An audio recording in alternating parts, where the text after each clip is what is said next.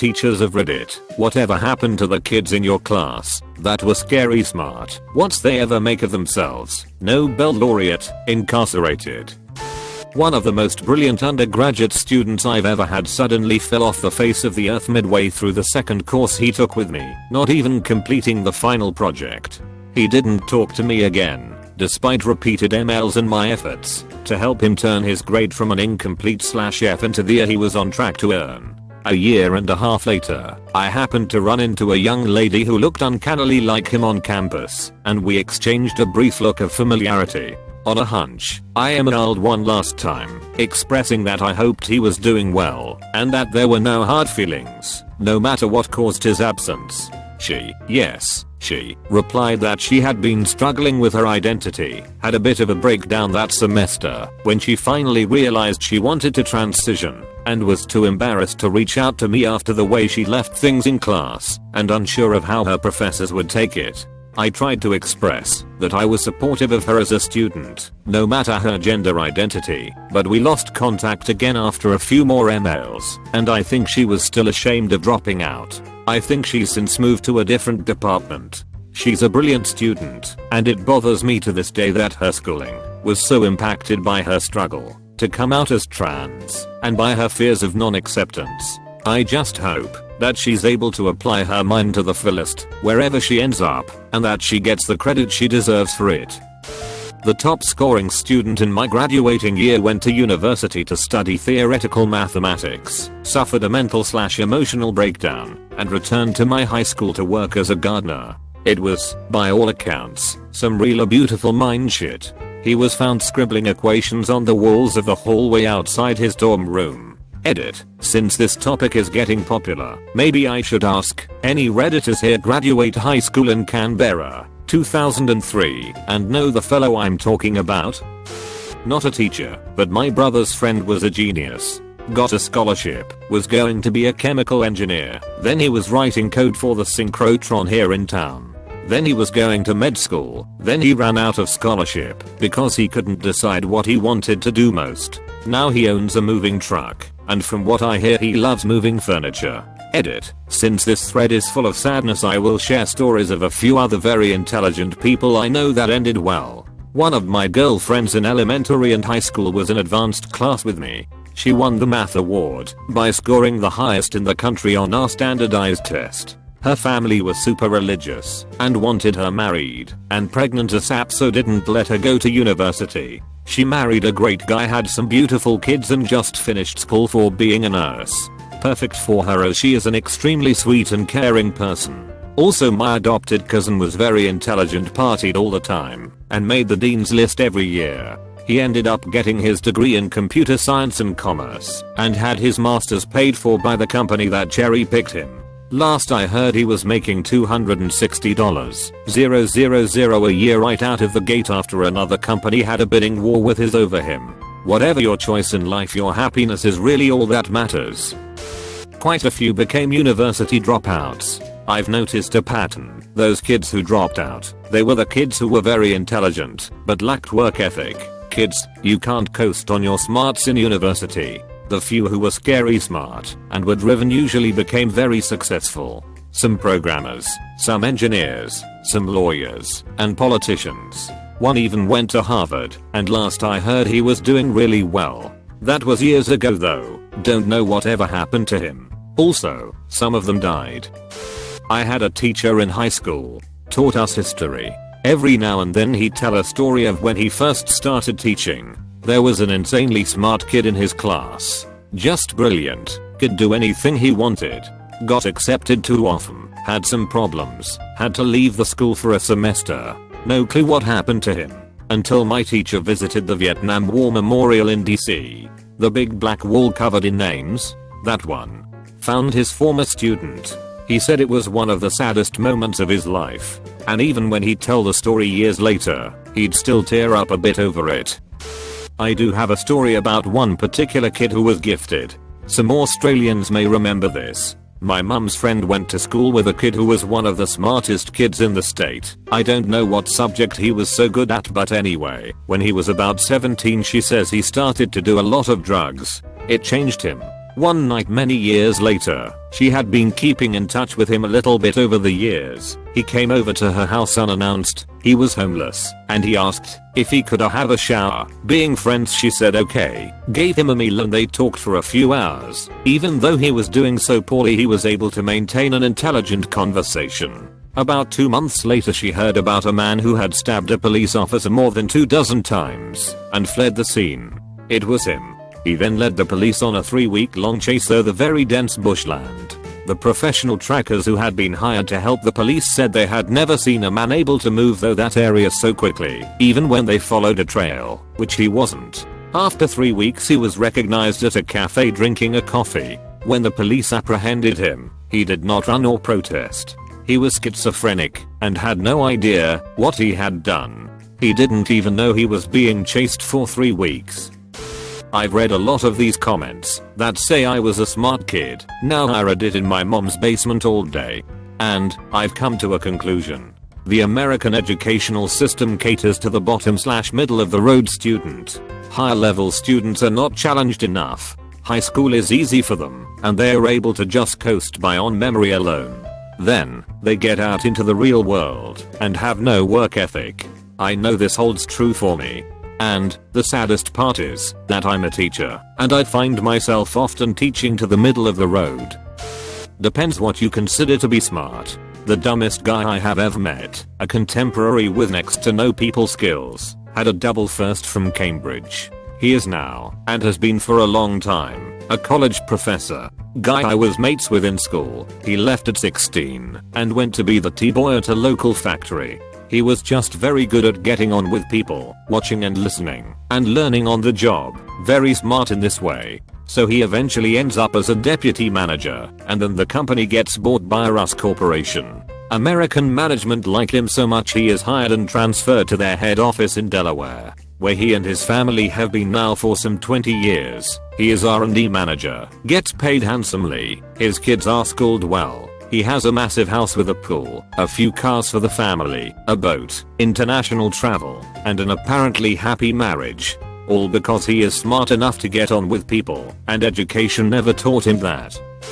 As a parent, I worked with a classmate of my daughter in an after-school activity. Her friend was scary smart. In high school he taught himself app physics, because it wasn't taught in their school.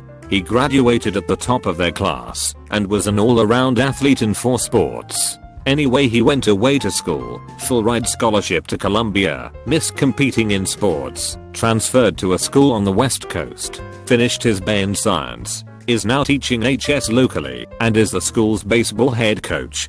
That school and those students are so lucky. He is the nicest guy, and will do wonders to help his students. Autistic. I had an autistic boy in my class, who could, without paying any attention to what was going on, blurt out the answer to long division or 3-digit by 3-digit multiplication problems. He was bored with the curriculum in my room, and would lay his head on his desk and cover it with his math textbook. Then periodically he would yell out random answers in a perfect Pikachu voice to the problem the class was doing on the whiteboard. He was prone to small fits of violence, so, while I dealt with them without too much inconvenience, once he went to the junior high school, they didn't, and he was placed in a private school which costs the district $45k/year.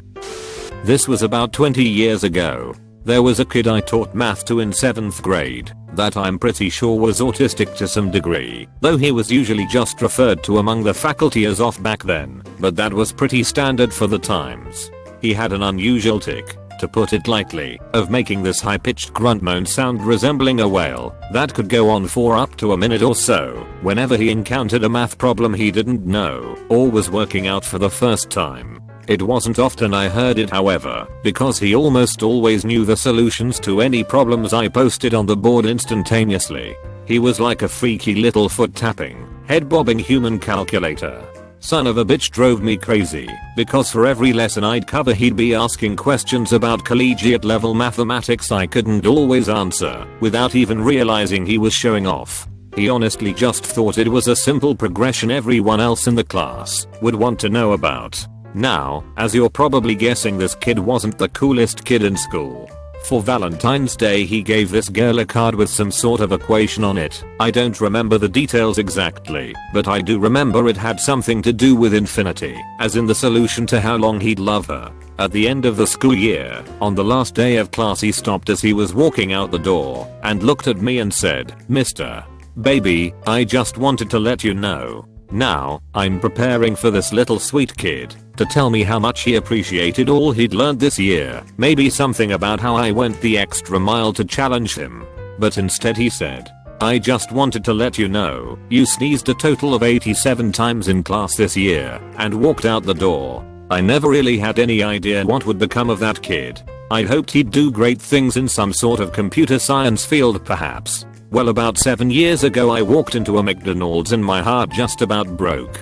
There he was, standing behind the counter, asking what I'd like today. I made my order and reached for my wallet, but he just stood there staring at me with dead eyes without ever giving me the total. So I finally said, "What do you need?" He said, "About 350. Well, it was about this time I realized this kid was a 500-foot tall monster from the Paleolithic era. After 15 years of teaching, he was probably the most naturally gifted student I'd ever taught. I really wasn't shocked at all to see him doing so well. It's nice to stumble upon a past student and be shockingly surprised. I teach kindergarten, and I had a 4-year-old girl, late September day, come into my class that could read and comprehend at a 6th grade level. After the first month of school, she was assigned to a one-on-one tutor that was teaching her 5th grade learning material by Christmas. She stayed in her grade appropriate classes for social reasons. Now, instead of entering her freshman year of high school, she is taking independent study courses and training full-time to be an MMA fighter. In kindergarten I was reading Harry Potter and the Philosopher's Stone to the rest of the class, and by grade 4 I was reported to have a collegiate or above reading level. I was labeled gifted and was the English wonderkind. Now I'm about to enter university with acceptable but not spectacular grades, and I spend my spare time either in front of a screen in a dark room or smoking weed / doing prescription drugs. Woo-woo. I went to a school that had a pretty stellar gifted program, so I knew a half a dozen kids who were incredibly scary smart. At a school for smart kids, these were the ones who made everyone else look like idiots. First off, all went on to Ivy League schools. 2 are politicians now, still small-time local stuff. One will be a senator someday, the other will likely never get past city stuff. He's very idealistic and won't associate with a party. He doesn't have enough money to have ideals, though. But I always vote for him when he comes up in an election either way. Another one just graduated medical school and is an intern, and another is a software engineer. The others are lost track of. Interesting point, none of them are lazy kids who sit around lamenting about how they could be something if they were only motivated to do so. In all honesty, I tend to get somewhat frustrated by people claiming to be unfulfilled geniuses because high school was very easy for them, but they went to college and didn't have the study skills or time management abilities to succeed.